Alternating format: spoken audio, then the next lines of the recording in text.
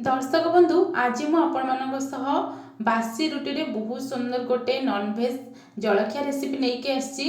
तो जानी सकाळ हेला मात्रे माँ मानक मुंडरे गोटे चिंता कि छुआ मानक पसंद जलखिया आम कौन बनइबा और जोटा बनइले समस्ते घर खाइबा पई पसंद करेंगे। जोटा कि बेसी मसला मसली नथिबो, बहुत कम तेल रे बनी जाउथबो आ बहुत जल्दी मध्य बनी जाउथबो। नमस्कार प्रियदर्शिनी होम फूड को आपण मानक अनेक अनेक स्वागत।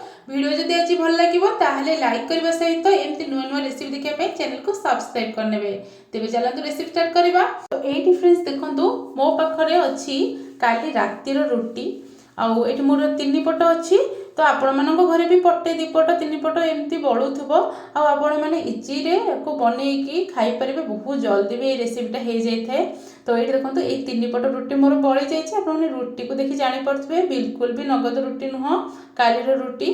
तो ये बहुत सारा मोर जलखिया बनब कारण 3 पट रुटी बड़ी ना। तो से प्राय 2 ରୁ 3 जन आराम से खाईपर।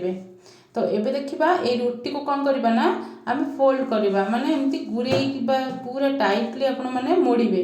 मोड़ी सारा पर कौन करेंगे ना छुरी रे गोटे साइड रू काटे। काटिदेले देखिए पर यार गोटे लंबा लंबा पीस सब बाहरी जीव। आउ जदि भी आपण मैंने एमती टिके टाइम लगे काटापी ताहले हाथ रे टिके छिड़े नेबे। छिड़े देले एटा इजी रे आपण मानकर छोट छोट पीस मध्य हो जिवो। टाइम भी बेसी लागबोनी। आ पूरा जल्दी रे जदि अछंते हाथ रे छिड़े नेबे किछि भी टेस्ट रे किछि फरक आसीबोनी। एटा जे हमर लंबा लंबा पीस रे रहिले टिके भलो देखा जाए। एबे सब रुटी मु छिड़े सारलानी। एबे कोन करछि ना पैन गरम करके सेतरे 2 चम्मच रिफाइन तेल दे दोछि। तेल दे सारा पर आम देदबा अध चम्मच जीरा। जीरा भलसे फुटी गला पर किंबा भाजी हो गला पर से बहुत सारा भृषंग पत्र दे दोछि। जलखिया रेसिपी बनाऊछि बहुत भल टेस्ट आ बास्ना तो निहाती हवा दरकार।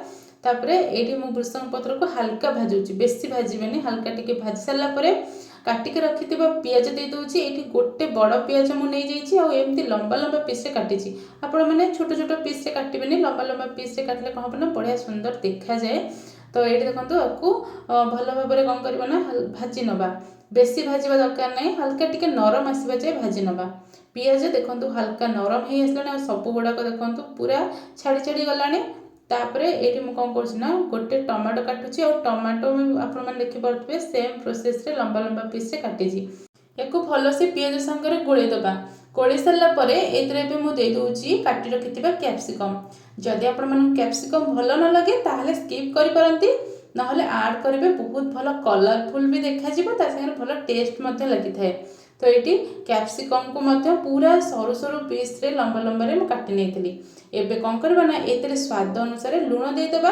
लुण देदेले ये परिबा गुड़ाक बढ़िया से सीझी जाए, खास करी टमाटो।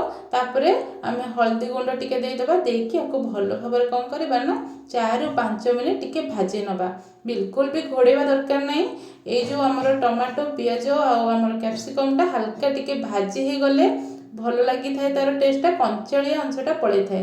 तापर मुझे दे दूची अध चम्मच चिकेन पाउडर। जेहेतु ए अंडा पकाउची तो से चिकेन पाउडर अध चम्मच देइची। आपण माने जदि साधा रे बनाउछंती बा वेज रे बनाउछंती ताहाले आपण माने करी पाउडर दे देबे। आउ बिल्कुल भी एक्स्ट्रा किछि मसला दबा दरकार नहीं, कारण आज रेसिपी आमे बिल्कुल भी मसला मसली बेसी यूज करबानी, अल्प तेल मसला रे बनैबा। एबे मु इथरे दे दूची 2टी अंडा। आपण माने अंडार परिमाण मध्य कम बेसी करि परिबे।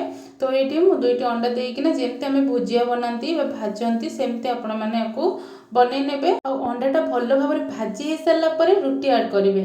बिल्कुल भी आगुड़ ऐड करेंगे, कारण अंडाटा जब कंचालिया टिके रही भलसे भाजी ही नथिबो टेस्टा भल लगे, आइंसिणिया लगे। से अंडाटा को भल भाव में भाजी नेबे।